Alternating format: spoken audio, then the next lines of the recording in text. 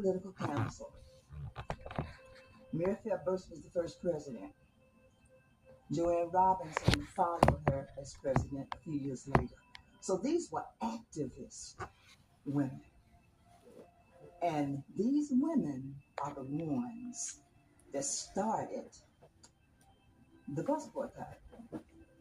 I went, talked to Mr. Nixon. He thought it was a good idea, but he also said, Fred, I'm a poor man carporter, and I'm going to have to leave town and go.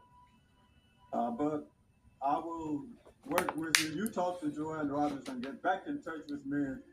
Let me know what you all decide. We'll see what we can do. I left his place, went to Joanne Robinson's house, talked to her.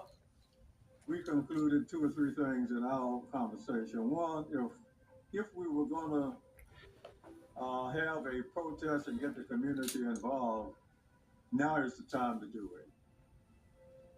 Secondly, if we're involved, it's going to take the 2 black leaders in Montgomery to be supporting it, E.D. Nixon and Rufus Lewis. Well, I knew about E.D. Nixon.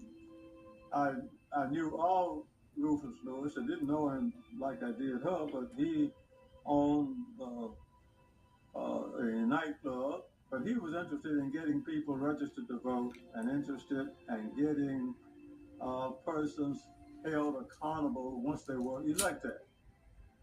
So we needed both of them. And what she says, if we're going to get a spokesman, and if it's going to go beyond a day, we're going to need a spokesman. And we're going to need both of these men to support us. So she said, Fred, I tell you, who we need as our spokesman is my pastor, Martin Luther King. Haven't been here long, but he can move people with words. I said, well, that's what we need. Alabama has given only begrudging obedience to the federal law and the spirit of the Constitution of the United States. The Negro, for the most part, has been rendered politically impotent through the poll tax, literacy tests, and the naked physical intimidation.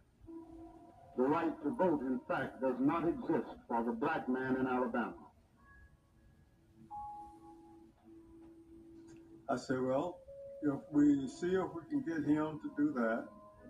And then I have a suggestion for these 2 leaders.